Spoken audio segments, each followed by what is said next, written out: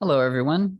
My name is James Tandy, and for my talk today, I will be discussing the innovation of the phoneme in Poqomam and how it qualifies as what you might call a stone soup borrowing using the terminology of a paper by Blevins 2017. As a summary of this talk, there are several Lowland Mayan languages that innovated the phoneme. This innovation is present in Poqomam and Western varieties of Poqom. It diffused from lowland languages such as Yucatecan and Cholan into Poqomam, but there weren't any loanwords that served as a vehicle for that change. And I'm arguing that this follows the pattern of a stone soup diffusion per Blevins 2017. The standard model for borrowed phonemes is that they normally come in through loanwords. So granted, all 2020 kind of summarized this process that phonological borrowing is a transfer of pattern as a result of transfer of fabric.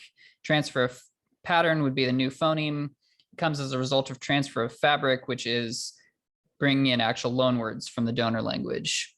They say it's rather unusual for a borrowed sound or a borrowed phonological pattern to permeate words in a recipient language that have not been borrowed. So an example of this in English would be the je sound, which came in largely through French loans such as beige that were not native to English. But sort of a contrasting, not a contrasting view, but an alternate route by which new phonemes can enter a language was presented in a paper by Blevins in 2017. The case study for that paper was the Yurok language of Northwest California, which has ejective consonants and innovated them under influence from its neighbors, which also had those consonants, but there were very few loanwords involved. This is based, and her metaphor for this was from a folk tale called Stone Soup, where a hungry traveler comes into a town. No one's willing to give him food, so he pulls out a cauldron, fills it with water, and starts boiling a rock. When people ask, he tells them that he is making stone soup, but he is missing some ingredients, garlic or tomatoes or what have you. And so the individual townspeople are curious. They bring ingredients. They end up with a delicious soup. And the key part for the metaphor here is that the stone contributed nothing directly, but it was the impetus for the soup. So applying that to phonological borrowing, the ejectives in the donor language in this scenario were the stone. They're a perceptual target. They're the impetus for a sound change in the recipient language, but they don't actually contribute anything. There aren't any loan words. The actual sound change itself happened internal to Yurok from its native words and from the language's own resources. There was a conditioned sound change in Yurok that produced ejectives. So setting the stage for the Maya Lowlands, this was a zone of prolonged aerial contact in the classic period from about 200 to 900 AD. Changes that occurred in this area included sound changes, distributed lexical items, and grammatical patterns such as split ergativity. Over half of Mayan languages have at least one innovation from the Lowland Maya area, but sort of the core are the Cholan, Yucatecan, and Saltalan subgroups, but with peripheral influence on other groups such as Quichean and Conhobalan. Poqom is a cover term for two languages, Poqomchi and Poqomam. These are very similar varieties. Linguists often call them a single language, even though sociolinguistically they're separate. Both of them belong to the Quichean branch of Mayan, which includes maybe more famous languages like Quiche and Kaqchikel, as well as Kekchi. These two languages are spoken in Guatemala. Poqomam is more toward the south, or in the area around Guatemala City, and historically also pretty far to the southeast, while Poqomchi is spoken more toward the north. in the eastern highlands around Alta Verapaz and some into Baja Verapaz. This is a family tree of the Mayan languages. The key groups we'll be talking about at this point will be Yucatecan, especially Yucatec Maya, Cholan, Tzaltalan, and then sort of as another branch of the tree, Quichean, which includes Poqom. The crucial detail here is just these are all separate subgroups. They diverge pretty far back. Where these are on the map, the lowland area mostly took place, or the contact mostly took place through the Yucatan Peninsula, Belize, what's now Belize, northern Guatemala, though languages at the periphery in the southern highlands show some influence, and that includes Poqomam and Poqomchi here in central Guatemala. A closer view on Poqomam and Poqomchi. In the purple here, we have Poqomchi. In the red, we have Poqomam. And you can see geographically, they're pretty much separate groups right now. But originally, they were a contiguous group.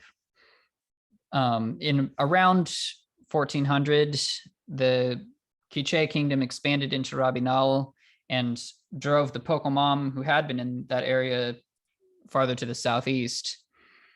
So currently, and then the northern group became known as the Poqomchi, the southern group became known as the Poqomam in the modern day. Currently, they're considered distinct groups. They're recognized separately by the Guatemalan government. But as I mentioned, they're very, very similar linguistically. They show evidence of contact from the lowlands. In addition to the phoneme we'll be talking about today, they also show the split ergativity, and that is a typical Cholan feature from the lowlands. There's also more recent contact between both varieties of Poqom, especially Poqomchi and Kaikchi, which is another Quichean language that's nearby. There are three major dialect areas of Poqom, and in addition, besides Poqomam, that includes Eastern and Western Poqomchi. Western Poqomchi and Poqomam actually share some innovations, including the phoneme, which must have occurred while they were adjacent before the Quiche expansion into Rabinal. There are also some innovations that distinguish Poqomam from Poqomchi that have been noted. As far as I know, there aren't any innovations specific to Eastern Poqomchi. It's typically considered the most conservative of the three varieties. The phoneme itself is a lowland innovation. It affected Yucatecan, Cholan, and Tzaltalan, as well as Poqom. And it appears in words that are reconstructed with p and implosive b. This is a sporadic change. It's kind of notorious among Mayanists in that it's impossible to write conditions for when it occurred. The best that you can do, which was Wichmann's approach, is to write conditions in which the change is blocked. But even then, those conditions are very disjoint, and it's almost kind of absurd how many exceptions there are to it. It's just almost seems to be a sporadic change, and that's what Wichmann concluded. But it fills a gap in the phonemic inventory, and I'll show why. In the Proto-Mayan inventory, nearly every voiceless stop has an ejective equivalent, except for the P, which instead of an ejective has the implosive b as sort of its complementary stop phoneme. In the lowlands and in Poqomam that innovated the phoneme, this became a more balanced system. After this innovation, every voiceless stop now has an ejective equivalent, including p. So as I mentioned, this occurred in Poqomam and Western Poqomchi. It was a phonemic split that created a new phoneme, and also both of these varieties had a subsequent phonetic change where B became a glottalized M and a glottalized W, depending on the context. The ultimate source, Wichmann concludes, was probably Yucatecan, but in Poqom, this was probably by way of Western Cholan based on geography. But as other sources have noted, there are very few loanwords or cognates in Poqom with Lowland languages. The rest of this talk is mostly going to be quantifying that, but it has been noted that Poqom has very little shared vocabulary with this phoneme with Lowland Mayan languages. And part of this is one reason why Kaufman and Norman don't actually reconstruct to Proto-Mayan. They consider it an innovation because there just aren't that many cognate sets that can be reconstructed with it. So the question remains of how this was innovated. To address this, I basically compiled an exhaustive list of words beginning in from 3 dictionaries of Poqomam. I focused on words that began in because they're easier to track down, they're easier to find words to compare, and there were enough of them that they provided a good representative sample. I excluded Western Poqomchi here, even though it has the innovation, just because most dictionaries of Poqomchi tend to focus on Eastern, and the mentions that there are of the grammars don't give that many words, though I will show some examples later. I then manually compared these to dictionaries of Chol, Chontal, and Yucatec as sort of the most extensive dictionaries I could find of languages that had this innovation in the lowlands, and just manually went through them for each Poqomam word, looking for a possible source of a loanword. I labeled a word as a plausible loanword if there was a word in Chol, Chontal, or Yucatec with near identical form and meaning. I labeled it as possible if the form was passably similar and or there was kind of a plausible extension of meaning. And there were also some that I labeled as not a possible loanword on phonological grounds. For the most part, I compared roots to roots, though in some cases the morphological breakdown wasn't clear, and I included some longer derived words. I also compared the Poqomam words to words in Eastern Poqomchi on the grounds that some perceived loanwords from Yucatecan or Cholan could actually be cognates. Because they're distantly related, it's possible that these were just retained proto-words that underwent the innovation separately, and the presence of it in a conservative variety of Poqomchi would be good evidence for that. I'll be presenting the words here in the practical orthography for Mayan languages. This is mostly transparent, but the 2 key differences are that the J represents a ch, while an X represents a sh. So across the 3 dictionaries, there were 130 headwords, and based on my judgment and any information about morphological analysis in the dictionaries, there were about 52 unique roots in this sample. This may be plus or minus 3, just depending on variation in the vowels or transcription of the J or H as to which are genuinely the same root or not, but it's about 52. So the actual results, there were 2 roots that could have been plausible loanwords. The most similar would be the root us, meaning to fold or bend, which is translated in Yucatec as to bend or arch, or possibly to hump up or to pile up. Chontal has it in an expression referring to someone who has a hunched back.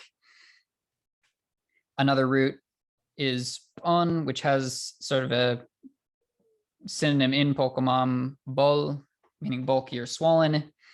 Yucatec has pol, meaning to swell up. But both of these are sort of equally plausible as shared retentions, because Poqom has corresponding to bon, it has bon, meaning thick or bulky, which would be from a root bon. Poqom also has bus, to fold, corresponding to us, to fold or bend. So it's likely that both of these words were just in Proto-Poqom and underwent the sound change in Poqomam rather than being borrowed. 12 more roots I identified as being possible loanwords, but probably unlikely. There's quite a bit of semantic leeway with these, and they just didn't seem all that likely to have been borrowed. I mean, the meanings here are compared as in like crooked or bent compared to a root meaning to cut, and these aren't all that convincing, especially considering that about 18 roots could not have been loanwords on phonological grounds. This is a full 1/3 of the sample, because they included the phonemes Q or R, which are just not present in Lowland languages. At best, R is marginal in Yucatec, but not common. And so there were 18 of these roots, some of which had phonological overlap, but semantic differences, 18 roots that could not have been loanwords on phonological grounds. So based on this, I conclude that the phoneme follows the pattern of a stone soup diffusion, is circumstantially linked to lowland contact, but there aren't any clear loanwords, and it seems like retained Poqom words underwent the sound change. This fills a gap in the phoneme inventory, which makes it really likely to, it makes it have a clear motivation to have happened. It's fairly easy to borrow a new phoneme under those circumstances. Blevins gives 3 conditions on stone soup diffusion. One is that the target sound must be perceptually salient. The second is that speakers must be sufficiently exposed to the sound. And a third is that the recipient language must have enough tokens of a similar sound to be a source for the change. I wasn't really able to evaluate the first 2, but it is an adjective, so it's pretty perceptually salient. And just there were clearly enough words with but and pa that this was able to take place. There was a source for the change. This is sporadic. I wasn't checking for conditions, but in the process, I did find one of the grammars of Western Poqom actually gives minimal pairs, biroch versus biroch, buk versus buk. And again, running on the evidence that there seems to be that this is an innovation and not a retention, this just is clearly sporadic if it's applying to minimal pairs. The ramifications of this, it confirms Blevins 2017's model. Vinogradov suggests that in general, the level of low lexical borrowing may indicate effort by Poqom speakers to maintain their linguistic identity, and just in this situation where there's otherwise a lot of contact, that seems to strengthen the point. In future work, someone could look in more detail at the conditioning environments, though, as I mentioned, there are minimal pairs, so it's probably more likely to be a blocking environment. And maybe more importantly, I don't know of any information on how speakers perceive the markers socially. Dictionaries of Poqom often choose one or the other, but I don't know how speakers on the ground think of this phoneme when they hear it. And just this forms part of my ongoing research in Poqom dialectology. I'm including my sources here, both of the dictionaries and of other sources that I consulted. So thank you for your attention, and I'll welcome any comments in the question and answer period.